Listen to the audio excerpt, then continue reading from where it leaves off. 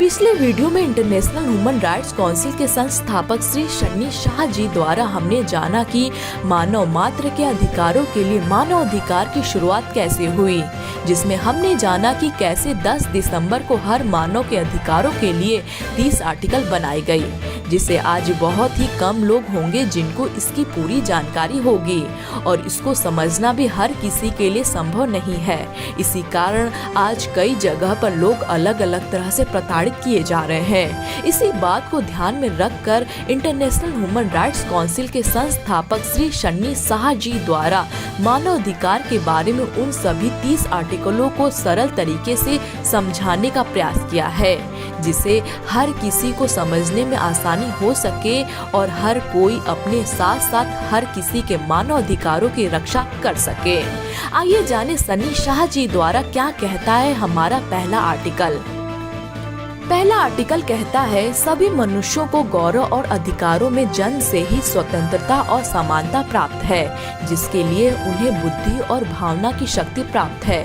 इसीलिए सभी को भाईचारे के भाव से बर्ताव करना चाहिए।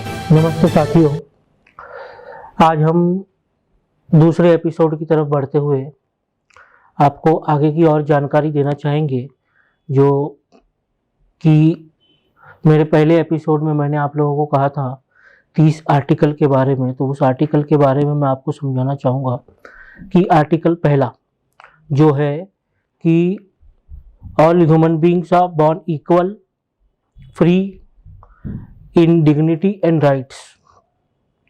इसका मतलब ये हुआ कि जितने भी लोग इस दुनिया में हैं उनको सबको एक बराबर के अधिकार मिले हुए हैं, किसी को ज़्यादा नहीं, किसी को कम नहीं, और उनको गौरव के साथ जीने का पूरा अधिकार है।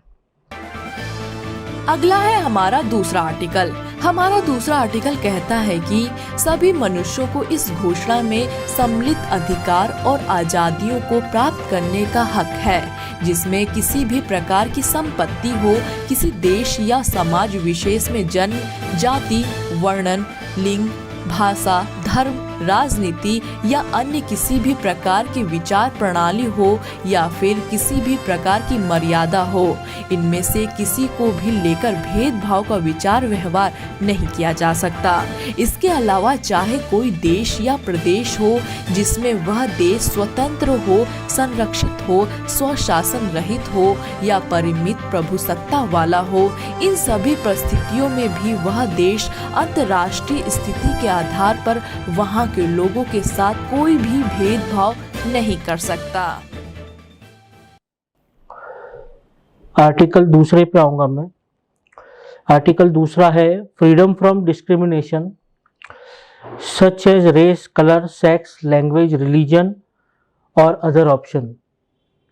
ये जो दूसरा आर्टिकल है, ये आर्टिकल हमसे ये कहता है कि लिंग, रंग या किसी भी तरीके का कोई भी भेदभाव जो होता है वो भेदभाव हम किसी के साथ कर नहीं सकते।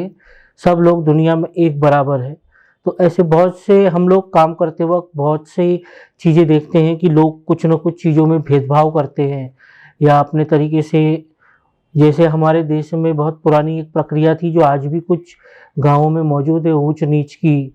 उसी तरह आप विदेश को देख सकते हैं कि जहाँ गोरे कालों का भेद है। तो ये जो भेद है, इस भेद को ख़त्म करने के लिए ये दूसरा आर्टिकल बना था कि जिससे कि कोई भी कहीं पे किसी भी चीज़ को लेके भेदभाव नहीं कर सकता। आगे हमारा तीसरा आर्टिकल कहता है कि प्रत्येक जन को स्वतंत्र जीवन और उसकी सुरक्षा का अधिकार प्राप्त है। अब मैं आऊँगा आर्टिकल 3 पे। तीसरा आर्टिकल जो है कि राइट ऑफ लाइफ, लिबर्टी और सिक्योरिटी ऑफ पर्सन। जैसे आप देख सकते हैं लाइफ और लिबर्टी।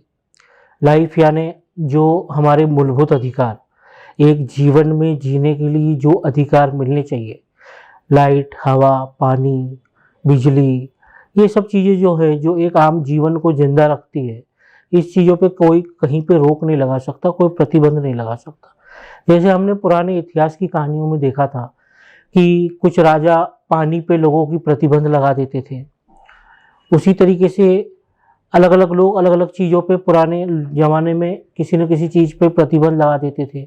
या आज बिजली जो पहुंच नहीं पाती गांव-गांव, तो ये भी एक समस्या है, जबकि ये मूलभूत अधिकार है, ये मिलने चाहिए। तो इसी तरीके से ये आर्टिकल हमको कहता है कि जो हमें जीने के लिए, जो हमारी जिंदगी जीने के लिए जो चीज़ की ज़रूरत है वो मूलभूत अधिकार है और वो अधिकार हमें मिलने चाहिए। उसी तरीके से सुरक्षा, जैसे आज आप देख सकते हैं कि एक छोटी सी भी कहीं पे भी लड़ाई झगड़ा होता है, कोई भी छोटा सा, तो उसमें पुलिस जो हस्तक्षेप करती है वो इसीलिए करती है क्योंकि हर आदमी को, हर जीवन को सुरक्षित रखना ये सरकार की जिम्मेदारी है। इसीलिए हमेशा पुलिस स्टेशन एक्टिव होता है ऐसे झगड़ों में और इस झगड़ों में हस्तक्षेप करता है, इसी वजह से, ताकि हर आदमी की सिक्योरिटी जो सरकार पे है उसकी जिम्मेदारी पुलिस निभाती है। चौथा आर्टिकल कहता है किसी को भी गुलामी के साथ नहीं रखा जा सकता। गुलामी की प्रथा और गुलामों का व्यापार किसी भी प्रकार से अनुचित है। इसी के साथ साथ हम आगे बढ़ेंगे हमारे चौथे आर्टिकल पे, जो है कि right to freedom from slavery and servitude. Slavery यानी गुलामी, आपको पता होगा एक दौर था जहाँ पे मजदूर खरीदे जाते थे, बंधुआ मजदूर गुलामी के लिए खरीदे जाते थे, गुलाम खरीदे जाते थे सेवाओं के लिए, कहीं पे काम कराने के लिए। तो पुराने ज़माने में एक दूसरे राजा जाके गुलाम खरीदते थे, लड़ाई के लिए भी, फौजी बनाने के लिए या अपनी फौज तैयार करने के लिए भी गुलाम खरीदते थे। तो वो जो गुलाम को खरीदना और उन लोगों से पेशावर काम करवाना, तो उस चीज़ पे भी इस आर्टिकल ने रोक लगाई कि इस तरीके से अब गुलामी या कोई बंधुआ मजदूर नहीं बना के रह सकता। अगर स्व इच्छा से कोई इंसान नहीं कहीं काम करना चाहे तो वो अपना काम छोड़ सकता है, और अगर वो काम करना चाहे तो वो अपने मन से कर सकता है। इसके लिए कोई जबरदस्ती या कोई दबाव में उसको काम नहीं करना है। पांचवा आर्टिकल कहता है किसी भी व्यक्ति को शारीरिक पीड़ा नहीं दिया जा सकता और न ही किसी के प्रति निर्दयता पूर्वक क्रूर और अपमानजनक व्यवहार किया जा सकता है। ऐसा करने वाला दंड का अधिकारी हो जाएगा। अब मैं आऊंगा आपसे आर्टिकल 5, पांचवें आर्टिकल पे, जहां पे है right to freedom from torture and degrading treatment. Right to freedom from torture and degrading treatment, यानी आप देखते हैं कि पुराने ज़माने में बहुत से जमींदार या बड़े बड़े मालिक जो होते थे वो मज़दूरों पे अत्याचार करते थे या उन पे हंटरे बरसाते थे गलतियां होने पे। तो इसको बोलते हैं एक तरीके का टॉर्चर और डिग्रेडिंग ट्रीटमेंट। उसी तरह कई बार हमारे पास ऐसे भी केस आते हैं कि